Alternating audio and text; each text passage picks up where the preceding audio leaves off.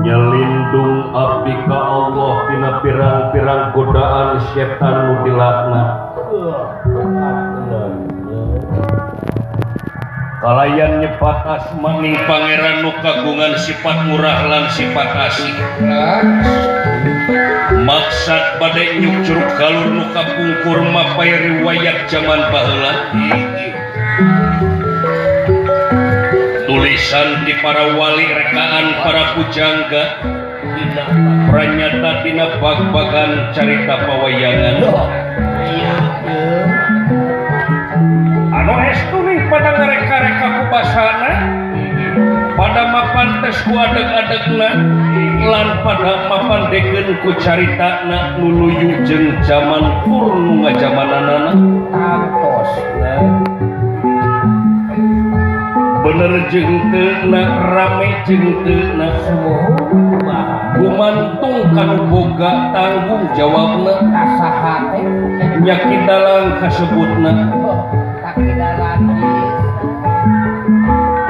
dinanggoning ngagarap carita pawayangan sekasa wajar lamun dalang beda garap jeung metana beda halangan jeung caritana lantaran kangaranan manusia kumaha sifat manusia sok sanajan buuk sarua hideungna ari karep jeung kahayang sok rajin beda-beda tantos lah nanging pentingan hiji naon teh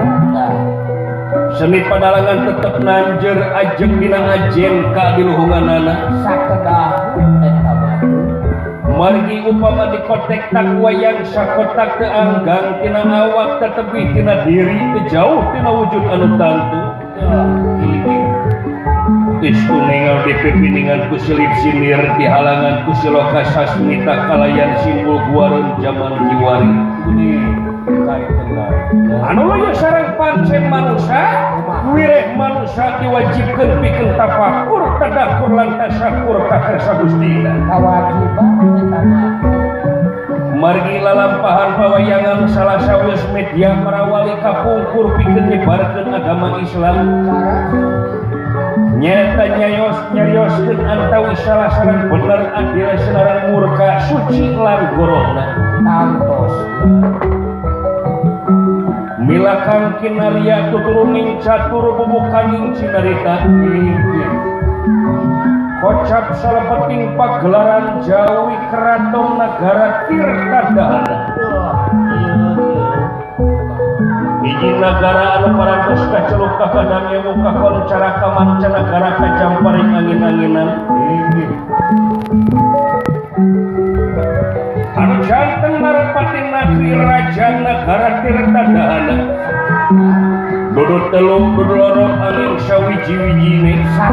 Kakasi Prabu Dahana Dewa tina waktos ayeuna kahaduranan linggih ingkang putu Kakasi Bambang Jaya Sumpuna